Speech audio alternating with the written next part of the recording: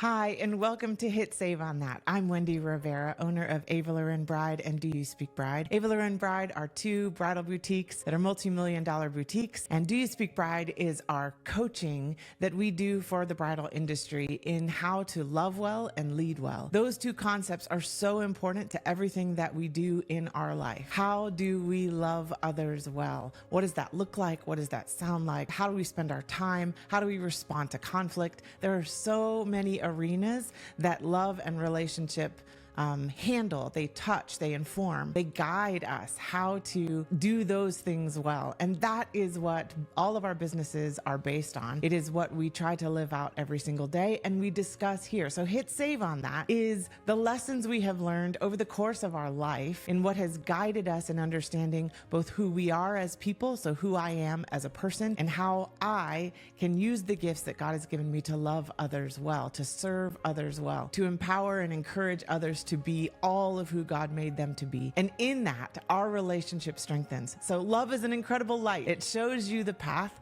and it guides you to each other. It encourages you, it fills you, it fulfills you. It's a powerful thing. So it's something to dive into in this series that we're starting on Hit Save on That. I'm going to do a series on the specific people that have taught me what love is and the earliest memories of that impact on my life. And this series, I'm going to focus on a lady that you may have heard me talk about before. Her name is Mrs. Altizer. So stay tuned and I'm going to tell you some of the key things in this series that Mrs. Altizer taught me at a very early age that shaped the rest of my life. Can you shape someone's life when they are 4 years old? I'm here to tell you yes, and this is how she did it for me. There was a book written a while ago called Everything I Needed to Know I Learned in Kindergarten. I've never read the book, but it is a curious title for me because there is so much impact that happened in my life the very first time I went to school. I was 4 years old, and the K4 teacher was a lady named Mrs. Altizer. Those who knew her well called her Cookie because that was her nickname. I will say when I first heard her called Cookie, I was very offended for her. That was clearly not her name. Her name was Mrs. Altizer. And so I had to learn that that was actually what she was called by most people. And I'm very curious as to how that nickname came to be. But if I had to guess myself, it has to do with how sweet she is. She has been all of my life, goal on the wall of what I want to be for others and to others, and just an example to follow. But let me tell you specifically the principles of certain things she did that this 4-year-old in her class remembers and how it impacted the way that I think about myself and my life and others in my life. And it's beautiful to think back on it. I don't know how many of you remember things that happened when you were 4, but I was a very wide-eyed, open and aware 4-year-old. I was taking in the world with everything of myself, with my ears, my eyes, my emotions, the feelings I felt walking into a room, I remember, and wanting to be seen as helpful and good. And I would love to hear the words, well done. I lived for the praise of the adults in my life, and I wanted to help others feel included. I wanted to help others feel seen and understood. And so there was a lot of compassion that I came into this class with, a lot of wonder and a lot of desire to do well. And Mrs. Altizer saw me with such gracious eyes. I was audacious in that I would say things to try to have her go, wow, that was my goal. I wanted her to say, wow, that was a smart thing to say. But as I look back on some of the things I would say to try to get that praise, it would be something that some teachers would definitely be annoyed with, or would get frustrated with, or would think I was trying to show off for different purposes. And they would shut me down or put me down. Or someone like me, they would respond in that way, I can imagine, and I've seen happen in my life. But Mrs. Altizer was the opposite. She literally, the first thing I want to tell you that she did was that she saw each of us with this delight in her eyes. She assumed the best about who we were and what our motivations were and what we could do, what our potential was. It didn't matter if we came from different backgrounds from each other in that class. It didn't matter that we came in with different abilities, some with even disabilities, I'm sure. It didn't matter what our family had financially. It didn't matter what our social status was. It didn't matter if we would tend to get in trouble or if we tended to be so good. She saw each of us with delight in her eyes that we felt as soon as we saw her. We got hugged. Now, this was back in the day. I don't know if this is even allowed now. I'm not 100% sure in certain schools. But when we would come in for the day, we would get greeted with a big hug. There was this knowledge that she was going to be excited to see us every single day. So that was first. The way that she saw each of us was equal. It was hopeful. It was full of belief, and it was full of delight. There was nothing about her that said, well, I'm just tolerating these annoying 4-year-olds today as I try to teach them their letters again. If they would stop talking and if they would just sit still and if they would listen more, none of those thoughts were going through her head that we felt complete delight from her. We felt that if we said something, it just made her day. And that freedom was such a beautiful gift for her to give us. It was, you acted within the framework of that world in Mrs. Altizer's K4 class. When I walk in here, there is delight that I'm here. When I'm not here, she misses me. When I say something, it's always something that was good. It's always something that was forwarding to the purpose of what she was doing. And she could take anything that we would say, which with 4-year-olds can be so off the wall. She would take anything that we would say and she would work it in to what she is doing, as if, boy, that was exactly what I was hoping someone would say to help me teach this point. That's what you felt whenever you shared something. I'll give you a little example of something odd, something strange that a 4-year-old could say. One thing that I shared in class, trying to be a contributing part of the class, I had learned that morning at breakfast that when I saw the milk and I was reading the milk, because now I'm reading, right? I picked up reading very quickly. So I'm sitting there reading the milk and I was asking what calcium was, because it mentioned that on the milk. And one of my parents told me that calcium is really important for your bones and that you need to keep getting calcium so that when you get older, your bones are strong. Because normally when you get older, your bones get brittle. And that's why sometimes people can break their bones easily. Sometimes older people have broken their hips because their bones were not strong enough. And when they fall, they could be very brittle. And so, boy, that made an impression on my mind, right? So I go into school, and we happen to then be looking at the letter M and focusing on that. Well, the picture on the letter M poster that we were going over was a carton of milk. Well, I was very excited to share what I knew about milk now. So I raised my hand, and Mrs. Altizer said, "Yes, Wendy." And I said, "I know what milk is good for." And she said, "What is milk good for?" And I said, "Milk is good for your hips." And I'm sure that was a shocking moment for her. That was not what she was expecting. I made a lot of leaps in that bit of education there, but she took it in stride and she said, "Well, I guess it is. Yes, thank you so much for sharing that." And then she moved forward, right?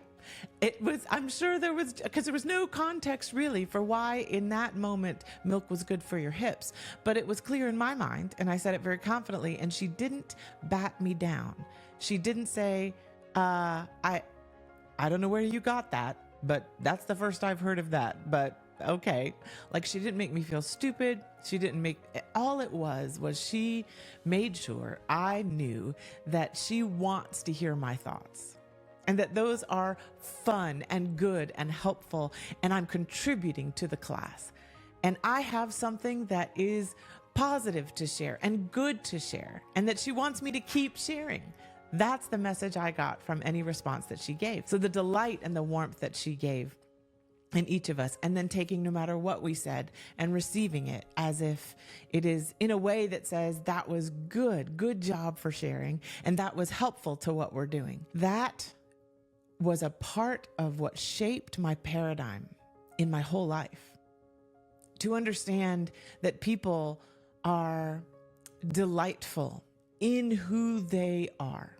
It doesn't matter their background. It doesn't matter their difficulties. It doesn't matter.